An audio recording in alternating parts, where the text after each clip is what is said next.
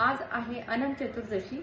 गणपती बाप्पांचा नैवेद्य या ठिकाणी बनवलेला आहे। आज गणपती बाप्पांचा शेवटचा दिवस आहे। आज जाणार आहेत गणपती बाप्पा।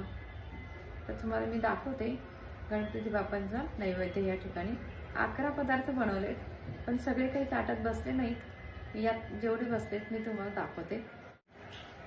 या ठिकाणी भात आहे, या ठिकाणी रसई, वरण, खीर, या ठिकाणी कढी आहे, या ठिकाणी मिक्स व्हेजिटेबल आहे, मिक्स भाज्या जी भाजी बनवलेली आहे।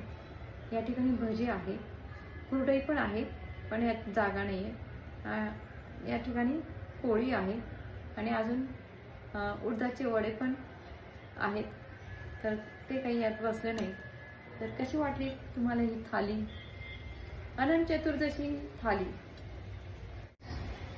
या ठिकाणी हे 21 मोदक बनवलेत, पुरणाचे मोदक। किती सुंदर आहे हो ना।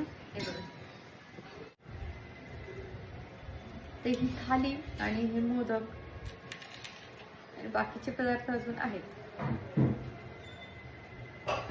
गणपती बाप्पा येतात तेव्हा खूप उत्साहाचं वातावरण असतं, आनंदाचं वातावरण असतं आणि जसे त्यांची जाण्याची तयारी होते तेव्हा अगदी वाईट वाटतं।